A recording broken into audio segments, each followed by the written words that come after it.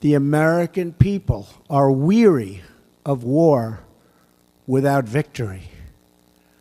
Nowhere is this more evident than with the war in Afghanistan, the longest war in American history.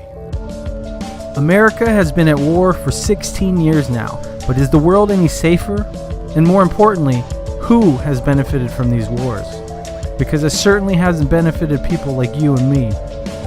In a report by the Stockholm International Peace Research Institute, over the past 16 years, the top 100 arms-producing companies have shown increases in their sales, as high as a 37% increase. With the latest data collected from 2015, here are the top 10 companies who profit the most from the death-making business. Coming in at number 10 is L3 Communications. In 2015, L3's arms sales came in at $8.7 billion. L3 divides its business into three segments: electronic systems, aerospace systems, and communication systems. Although the company has private and commercial clients, including airports worldwide that use L3's screening technology at security checkpoints, it is primarily a defense contractor. Number 9 is Finmeccanica. This Italian aerospace company made over $9.3 billion in 2015, and it recently changed its name to Leonardo. The company is a key player in aerospace, defense, and security, making anything from helicopters to space systems to security and information systems. Number 8 is United Technologies, who made $9.5 billion in arms sales.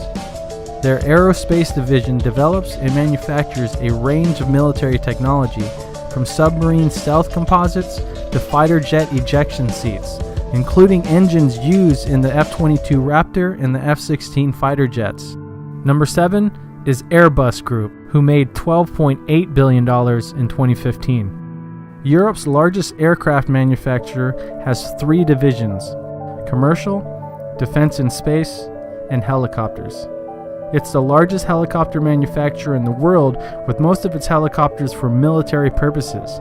They also dabble in cybersecurity technology development and military drone manufacturing. Number 6 is America's own General Dynamics, who made over $19.2 billion in selling weapons, the vast majority of which are through America's Department of Defense. General Dynamics manufactures and sells ammunition, amphibious vehicles, combat tanks, and even the U.S. Navy's new Zumwalt destroyer, which, by the way, doesn't even work.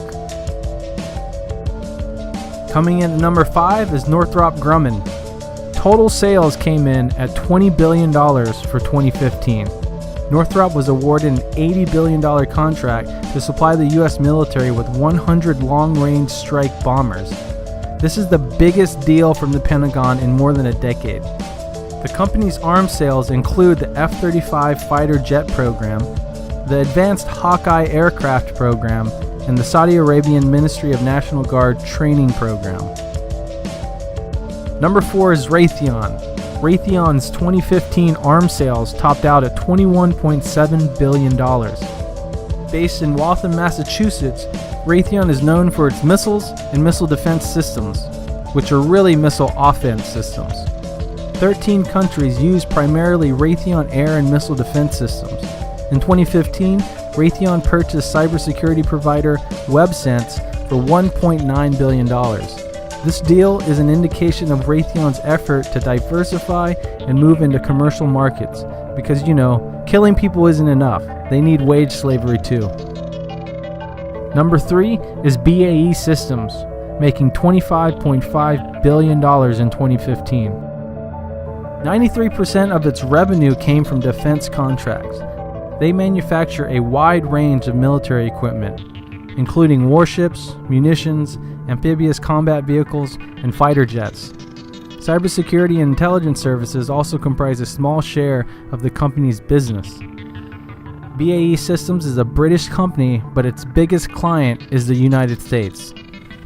The second largest company profiting the most from arms sales is Boeing, who made $27.9 billion in 2015.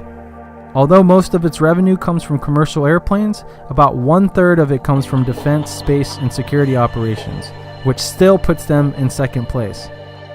Anything from drones, bombers, space planes, or missiles, Boeing has its tentacles in everything aerospace. Now, the company who is benefiting the most from war is the infamous Lockheed Martin. In 2015, total sales topped out at $46.1 billion and still maintaining its position as the world's largest arms seller. F-16s, F-22s, Black Hawks, Vector Hawk drones, air-to-air missiles, and missile defense systems, Lockheed manufactures technologies that can kill people in so many ways it's hard to keep track. Lockheed's biggest customer is the US government, accounting for 78% of the company's net sales. In conclusion, the United States of America accounted for the largest share of the arms industry in the world, locking in at 56.6% of the total. This reflects the fact that the U.S. Department of Defense is the largest single military spender in the world, and it awards a very large portion of its contracts to companies based in the United States. These weapons manufacturing companies depend on conflict, depend on war, in order for them to make a profit. Lockheed Martin CEO Marilyn Houston has a leaked tape where she is speaking about Lockheed's dependence on, quote, volatility for their profits to grow. There's certainly plenty of threats in the region. Just the volatility, even if there may be some kind of deal done with Iran, there is volatility all around the region, and each one of these countries believes they've got to protect their citizens, and the things that we can bring to them help in that regard. So, is the business of war worth the profit when you consider the human costs? You tell me.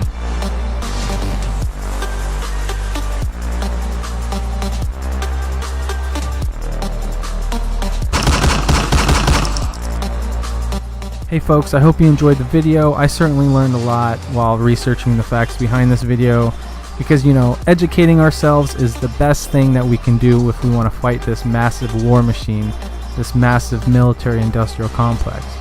So if you enjoy the videos that the Peace Report has made so far, and if you want to see the Peace Report grow even more, please consider hitting that subscribe button. That's probably the best thing you can do and the easiest. And if you want to go even further, you can join us on Patreon, where you can become a supporter, where you can donate as little as $1 a month. It really, really helps, and it will accelerate the growth of the Peace Report so we can reach even more people, so we can keep fighting empire one video at a time. Until next time, peace out.